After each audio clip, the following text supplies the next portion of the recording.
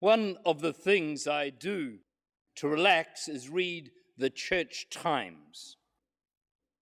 This most British of church newspapers invariably puts a smile on my dial. Like the cleric from Basingstoke, who amused himself making Lego cathedrals. The Lego company, pleased to have a collared disciple, made organ pipes specially. Like the numerous clergy who have love affairs with trains. Choo-choo. My theory is that things that go where you want them to go and plan them to go are very appealing to those whose day-to-day existence is the opposite.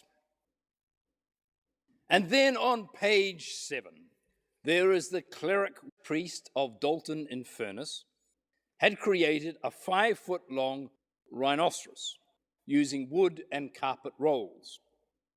He intended it to be a mold for future models that would be displayed around the town. I was told by someone who knows Dalton-in-Furness that that would be a good thing. Why, though, rhinos in Dalton-in-Furness? The explanation must surely be a spiritual lesson, or at the very least a fundraiser to repair the church roof. Yet no such justification is forthcoming.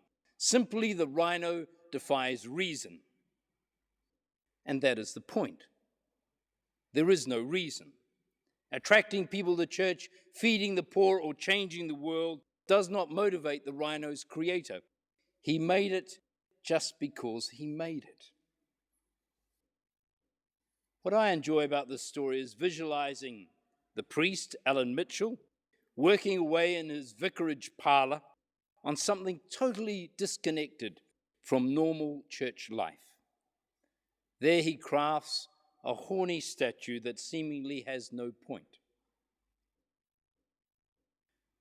One of the wise little sayings about the Anglican Church is that, at its best, it tries not to be a club for the like-minded, but a symbol that all can and do belong.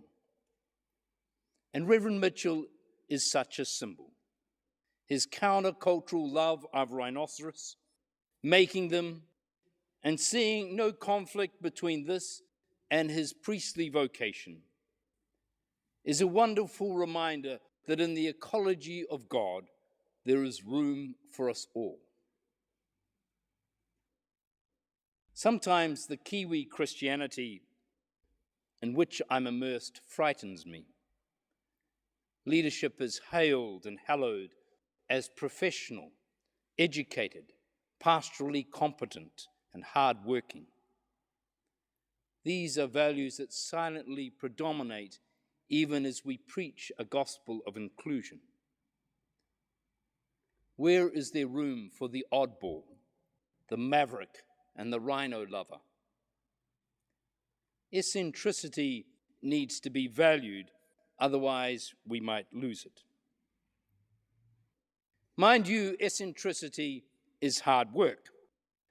Ask any bishop or archdeacon that has received complaints, placated disgruntled parishioners, or mediated between warring parties. It's hard work dealing with the wondrous and wacky ways of clerics and the expectations of those they labor amongst. Similarly, there are parishes, not this one of course, that seem to specialize in attracting the strange and the bizarre among their clientele. Such folk brighten and enliven the otherwise dull blend of Anglican homogeneity.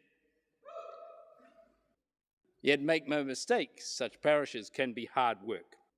For inevitably it seems that some people talk well beyond what tolerant listeners can endure, while others act in ways that are inappropriate or misunderstood.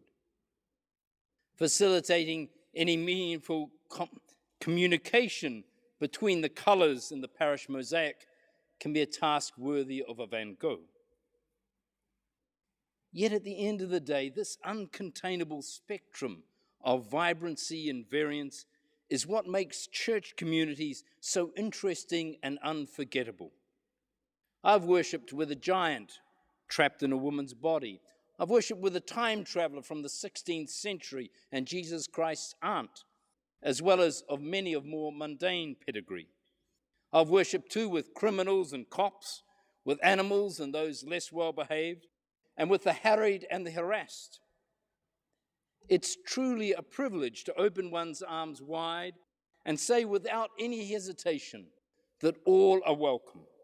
All are welcome to enter, participate, and commune, for all are a part of God's wonderful ecology. For as some churches say quite starkly, Jesus is the host and we are his guests. And that's why I continue to oppose the conditional welcome to receive communion.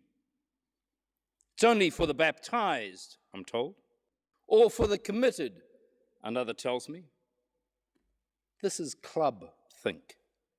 The I'm in, you're out, or like today's reading, I'm prepared, you're not mentality. It's the you have to believe to belong brigade. Well, I do believe. It's just that I believe something different. I believe that God's love is not restricted to those we think are acceptable. I believe that the love called God does not share our fears, our fear of difference that wants to judge and to separate and create stories like the wise and foolish bridesmaids. I believe that God's love is so broad that there are no boundaries, no conditions. God deals with dissenters and doubters by welcoming them. God welcomes the Lego makers, the train enthusiasts, the rhino crafters, and the time travelers. And I find this immensely encouraging and hopeful. For it means even when I'm honest and acknowledge all my foibles and failings, all my beliefs or lack of them, God welcomes even me.